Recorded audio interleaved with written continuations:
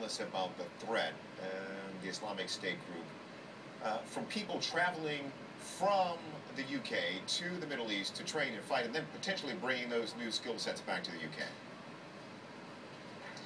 I think that Britain is not overreacting in this case. It's estimated that about 400 jihadists from Britain are traveling to Syria and Iraq to join up with ISIS, and the fear is that they're going to be even further radicalized there, and more to the point that they'll learn all sorts of skills to wreak havoc, which they'll then be able to reintroduce within Britain. And so I think that Britain is absolutely correct to be raising the threat from substantial to severe.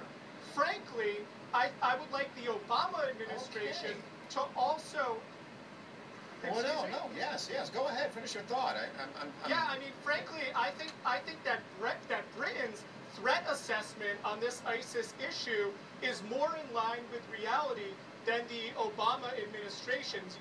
Yesterday, the president said that he doesn't have a strategy for dealing with ISIS, and only within the past couple days, within the past few days, has the U.S. been flying these surveillance flights over Syria to better understand the nature of ISIS. And I think that these surveillance flights should have been going on a long time ago. Britain is not the only country, of course, to supply these jihadists to ISIS. It's the second biggest contributor among Western countries. Britain's contributed about 400, France about 700, the United States about 100. And so really this is very much an international threat, and I think that the entire Western world, not just Britain, but also the United States, needs to recognize this quickly. Okay, so are you saying that you believe the Obama administration has underestimated the ISIS threat to the United States? Yeah, I mean, the problem isn't so much that Obama said yesterday that he doesn't have a strategy for dealing with ISIS. Yes. The problem is that he acts like he doesn't have a strategy for dealing with ISIS. The reality is that since August 8th, the U.S. has been helping out the Kurds and Iraqi federal forces by arming them. We've contributed some limited airstrikes, all in Iraq. So who would you arm?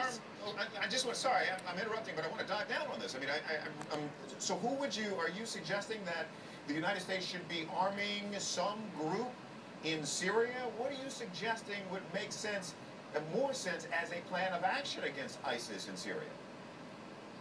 Well, because ISIS's natural home is in Syria. Not only are the strong majority of fighters based there, but Syria is a Sunni majority country, and so therefore there's more possibility of growth there for ISIS, and indeed ISIS is picking up many defectors from other rival groups to ISIS in Syria, not so much Iraq. And I think that the way to deal with that, for starters, is with air power.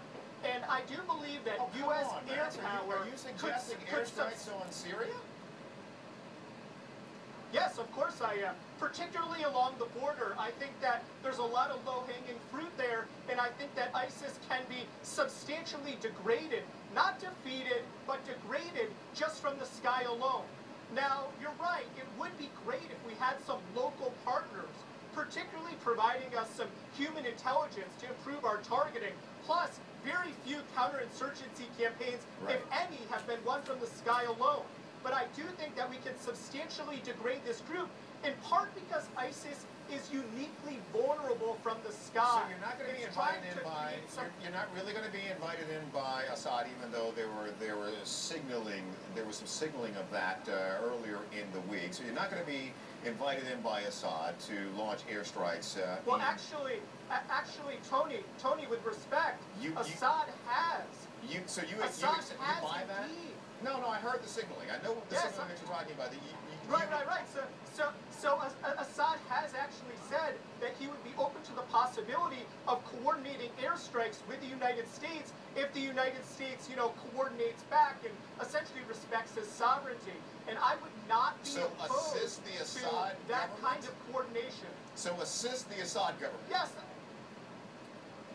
Yes, I mean, that would be an inadvertent, sort of side effect of taking on ISIS within Syria, but I want to emphasize that Assad has never directly threatened the U.S. homeland, and neither has his father.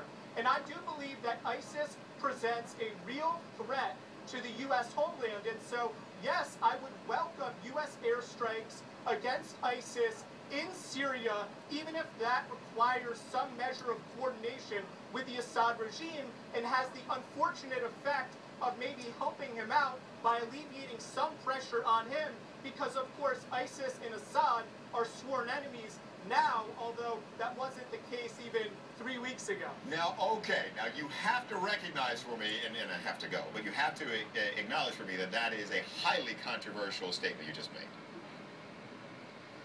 It is controversial. You know, when Americans think about Assad, they think about the dictator with all these humanitarian violations who's contributed to all of this civilian suffering in that country. The guy who responded to the Arab Spring in Syria by gassing his population and imprisoning them. And he's an absolutely morally reprehensible person. But in the U.S. strategic interest, I do believe the U.S. needs to go after ISIS in Syria, even if that extends the life, if you will, of the Assad regime. Wow. Max, appreciate your time. Terrific conversation. Max Abrahms, he is a professor at Northeastern University, joining us from Washington, D.C. So a study published today